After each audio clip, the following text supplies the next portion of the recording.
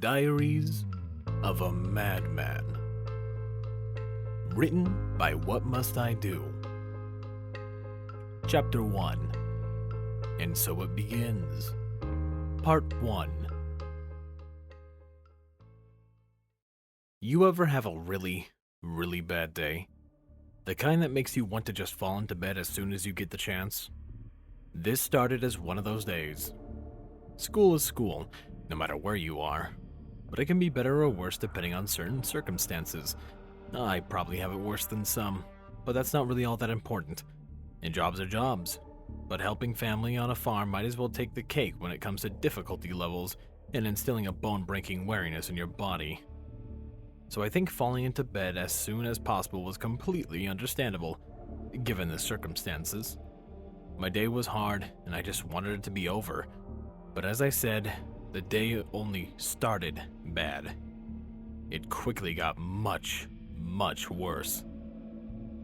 I awoke to a strong pulling sensation.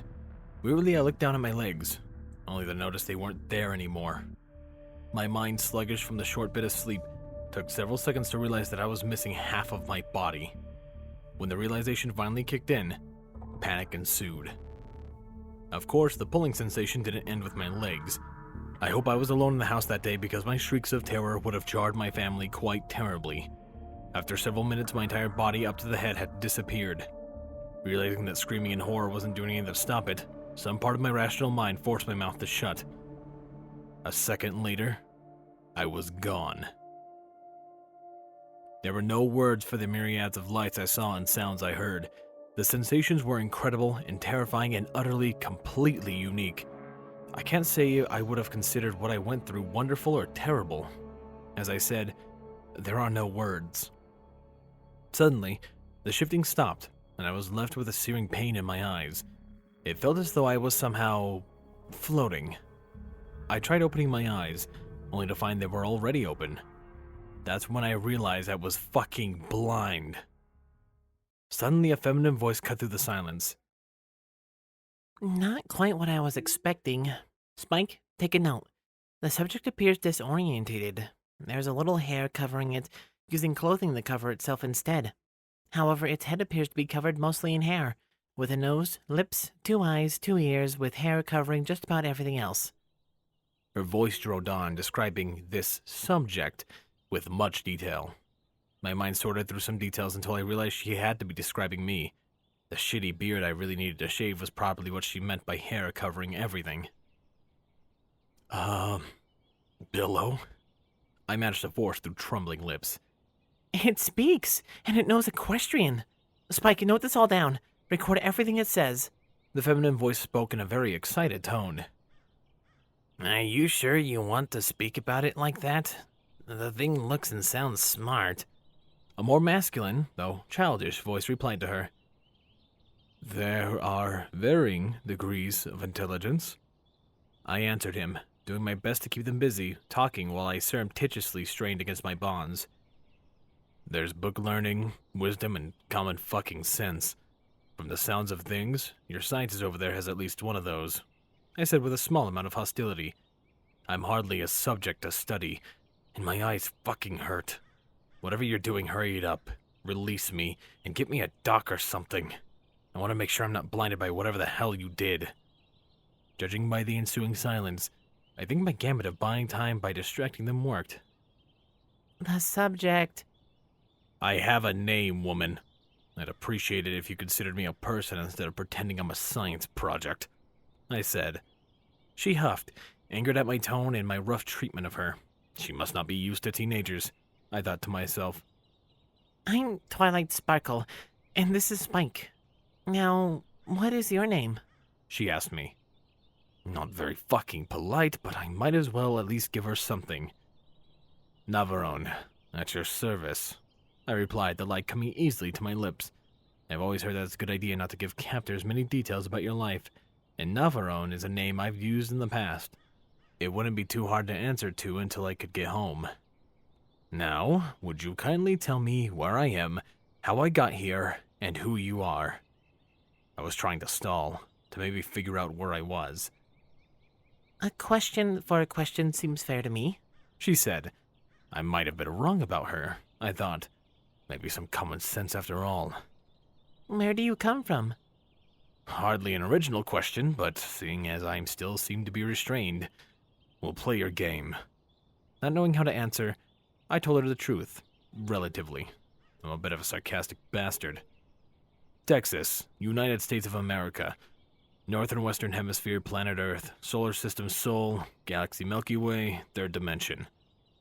Well, that doesn't tell me much, She muttered. From the sound of things, you weren't expecting it to, I answered. Now, where are we? My answer will tell you just as little, I suppose. Equestria. She told me, with a hint of smile in her voice. What species are you? Equestria? I may be American, but I've seen a few maps. If you want to give me crap answers, maybe I should do the same for you. I told you it probably wouldn't tell you much. Now, answer the question, please. Fine. Human. Technical name Homo sapiens. Due to my lack of sleep, it didn't occur to me at the time why she would be asking me what species I was. The younger voice said, "Hey, she didn't ask you preferred male or stallions." What the fuck? I never mentioned animals. Homo means same, Spike. The female voice told him. Now shush. Your turn, Neveron. Asking about that stallion thing later. How did I get here? I remember finally managing to get some sleep, then getting pulled somewhere else. Put simply, I used a spell to summon you here. Spell? Like magic? I don't really know the equivalent word in your world. Suddenly, my mind started to make a few connections. Before I could act on them, I was being questioned again. You're wearing clothing. What's it made out of? My mind was alive, sparking with questions and possible answers. I knew I had to keep playing her game, though. The shirt is cotton. The pants are denim. The socks are probably cotton. The shoes are rubber and plastic, I think. Now, I might know the right question to ask. What the hell are you? I asked, dreading the answer. She smiled. How could I tell with my eyes not working? I don't know. I could just feel it. She said. I'm a pony. Welcome, Navarone, to Equestria. What the absolute fuck? There were many possible answers I expected to hear. An alien, maybe, or a government agent testing a teleportation device on some random guy. Some weird nerd in a basement using a voice modulator, sure. But a talking pony? That never even crossed my mind. Not that my surprise stopped her from continuing, of course. Your skin appears to have very little hair on it. Why is that? She asked. Wait. You're a talking horse. What the hell is he? I asked, referring to Spike. Don't tell me. A fucking talking rat? I could count that as your next question, but I'd prefer you answer mine first. You're lucky I can't move, bitch. I'd reach over there and smack you one. Besides, Spike said with an insulted tone, every pony knows rats can't talk. And everyone knows ponies can't talk either. Wait, did he say every pony? I had to admit, panic was creeping back into my mind. It was being overshadowed by anger, of course. Unfortunately, there didn't seem to be many options available to me, and knowing I needed information, I kept playing her game. Evolution, mixed with fashion preference. A long time ago, humans had more hair on them to keep them warm without clothes. We slowly fought our way to sapiens and learned that clothes were better for warmth than a lot of hair. So we started wearing clothes to keep warm. Eventually, having a lot of hair fell out of fashion, and natural selection slowly worked on it. I'm willing to bet in a few thousand more years we won't have much left. Now, what is your friend Spike? He's a baby dragon. She replied matter-of-factly. I got a bit from your explanation, but what is evolution? Oh, great. A kidnapper that wants an explanation of a difficult biological concept. Cute. Wait. What? A dragon? How? Well, when a mama dragon and a papa dragon love each other very much, The woman said. I think you know how the rest goes. Now, evolution. It took me a few moments to come up with a reasonable explanation. It is the principle of science. Sometimes a mutation will occur in a species. An easy example would be innate blindness in a cave fish. Say the rest of the fish can still see. They haven't been trapped there for long or something. This one fish that was born blind will have a small advantage, as he won't have to worry as much about energy since his eyes don't work. The other fish have eyes, but they can't see in the darkness. Their eyes are just taking up small amounts of energy. The blind fish will need less energy to survive, and thus live longer to reproduce more often. That way, his genes will spread faster to the other fish. Eventually, there's a decent probability that all fish in the cave will be born blind. But outside the cave, the blind fish would likely be eaten by a predator before he can get to the age where he can reproduce. His unfitness would get him killed, so his crappy genes wouldn't spread as far. I explained. Now, what do you intend to do with me? Interesting theory. It even makes sense in a way. I hope you got all that, Spike. Now, as to what I'm gonna do with you, well, I haven't quite decided yet. I honestly wasn't expecting to summon anything sentient, or from another world. I don't know if I can send you back. That spell was supposed to conjure a weakened member of the most dangerous species in the world for study. You don't seem particularly dangerous. Gee, I wonder why.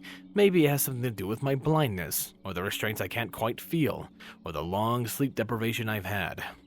Honestly, I'm surprised I'm coherent enough for this conversation. Gotta love adrenaline, I guess. Suddenly something she said hit me. Wait. You said you can't send me back? There wasn't a spell for it, and experimenting with new magic is usually suicidal. At least magic on this scale. I truly do apologize. I know an apology won't make it up, but there's really nothing I can do. I'll look for a counterspell, but I can't make any promises, she said, sounding quite sad and remorse.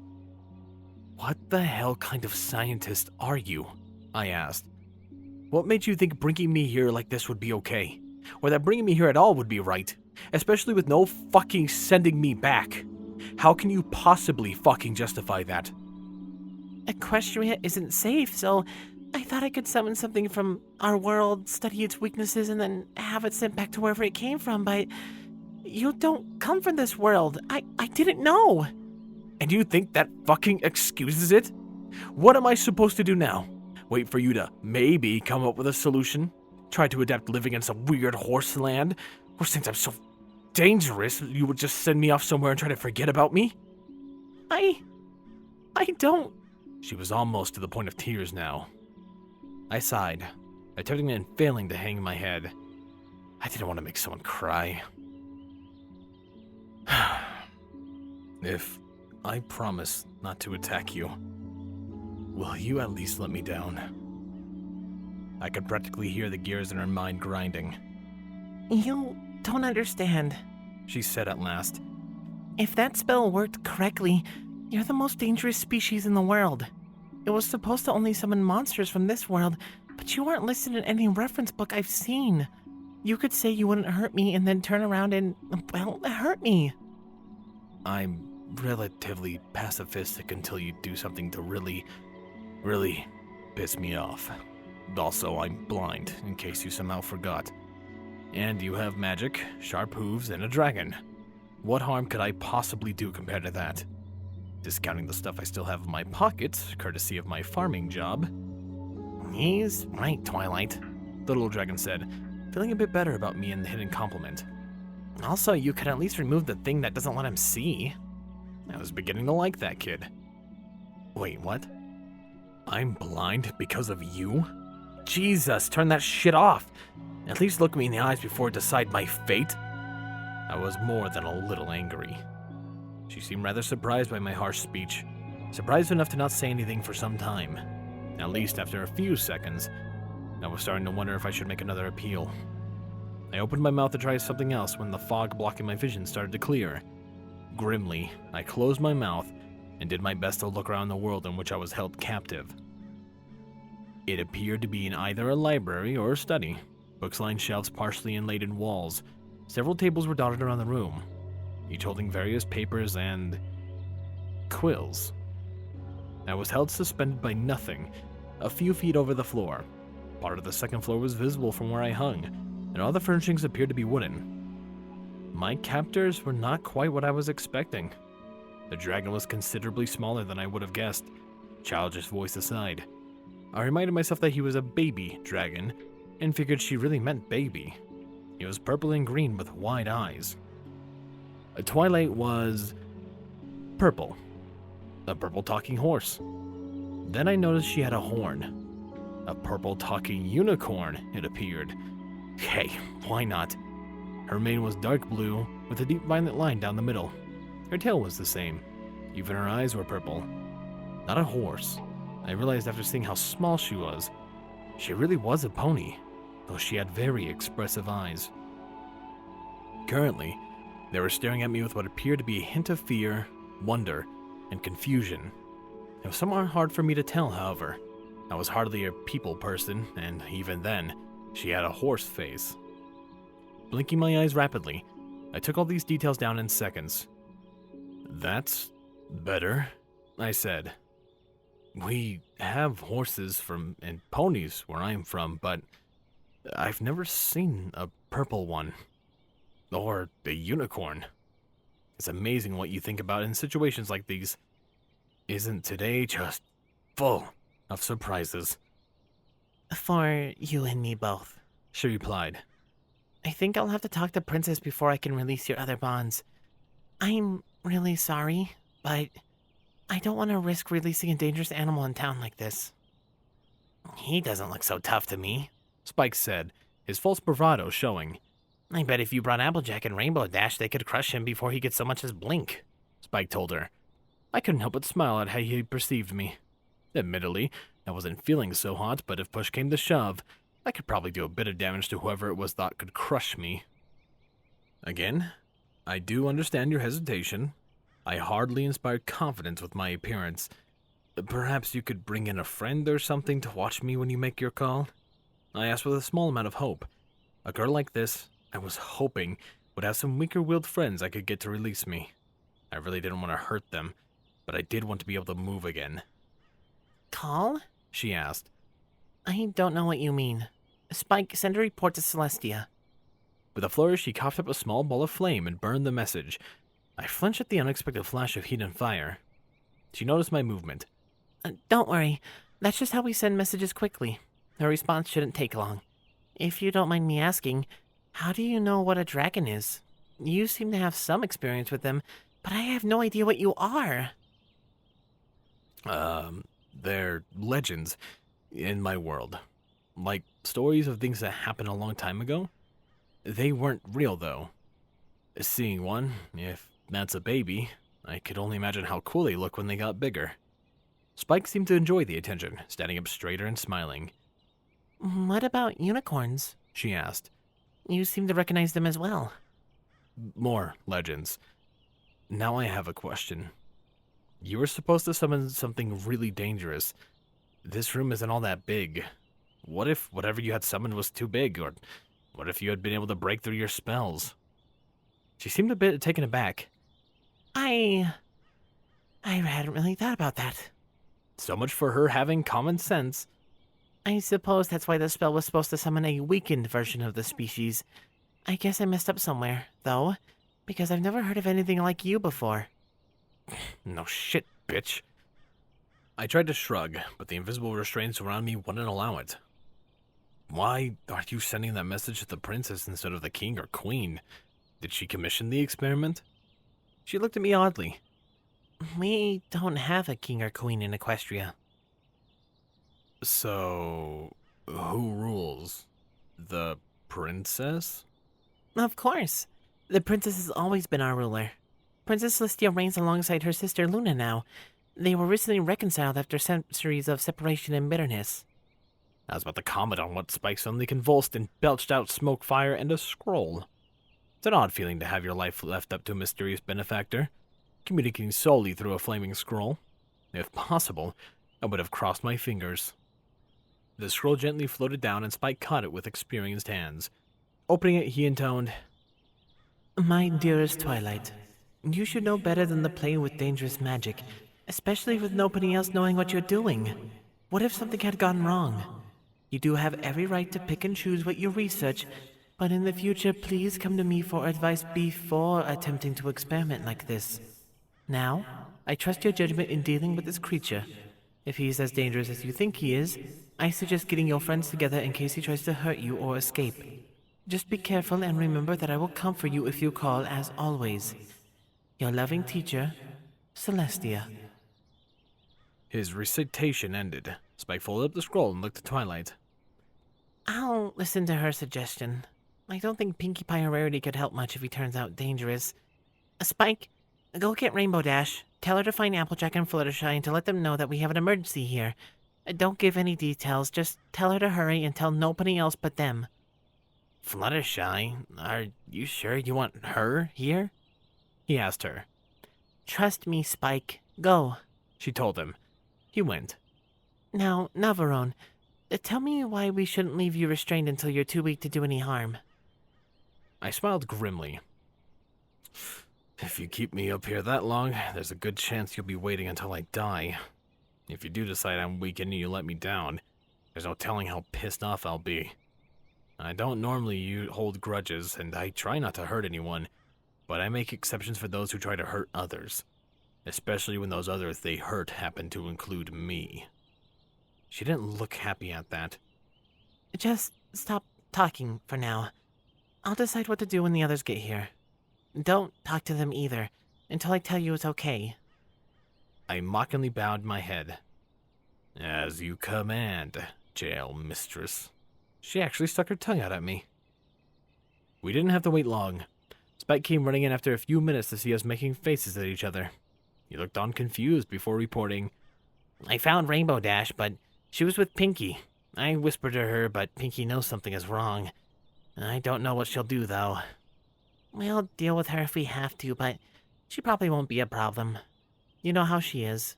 Is Rainbow Dash on her way? Of course. She doesn't know exactly what's wrong, but there's an emergency, you know she'll be at her fastest. he told her. Good. Now, Navarone, is there anything you want to tell me before the others arrive? Well, I started. I have some hidden weapons. I wasn't gonna tell you, just in case, but right now honesty seems a bit more better policy than silence. There's a knife in my right upper pocket, a set of gloves in my left and right lower pockets, a set of keys in my left upper pocket, a wallet in my right lower pocket, and a lighter in my upper left. It can't exactly do me much good up here, but I figured it's probably better you know than finding out when you release me. I don't know what half of those are. She told me. If that's what you carry with you when you sleep, maybe it's a good thing I kept you up there. I couldn't help but to smile at that. Now, though, stop talking. I want the others to see you as I did first, with no bias of your words. I'll use their judgment as a basis to what the rest of the world will see. I sighed and nodded my assistant. It wasn't long before a copper pony with golden hair and green eyes ran in, halfway knocking the door down. She was wearing a cowboy hat. They have a talking dragon. Why not add clothes? I saw her hair and tail were tied off at ends. What's the emergency, Twilight? The new pony asked, fixing me with a rancid glare. Is this critter here doing something to hurt you? Looks like it trussed up real tight. Her accent was extremely southern, making me wonder if the two of us would get along if I ever got down. But until I did get down, she was calling me a critter and thinking I was probably unintelligent. I just closed my eyes and tried to relax a bit. No, he's not a threat right now, Twilight said. but I want some other opinions on him before I let him down. I'll tell you more when the others get here. I might as well have fallen asleep while waiting for the next one. I was so tired. I just know that the sudden blast of wind sent me rocking with my invisible minds. I opened my eyes to find a set of dark pink irises glaring at me. There we go. We found our boy Navarone in a really, not an amazing situation to be in. Wake up, immediately get sucked into a black hole, and being interrogated by small pony creatures. Honestly, I can't blame him for how he's reacting. I'd be pretty pissed and, well, fucking scared too. Those who aren't scared of being teleported to a pointy land, however, are my wonderful donators. Thank you, Chase LeMaster, HKH4, aka Texture, The Animated Ghost, Solus, Mark the Wolf, and Stu Hex. And another giant thank you to Silent Titan. You guys are amazing and I appreciate your support so much. If you want other ways to support me, well, your viewership is more than enough. However, a like and a comment does mean a lot to me and helps in the algorithm. Anyways, this has been Firehearth. Have a wonderful day.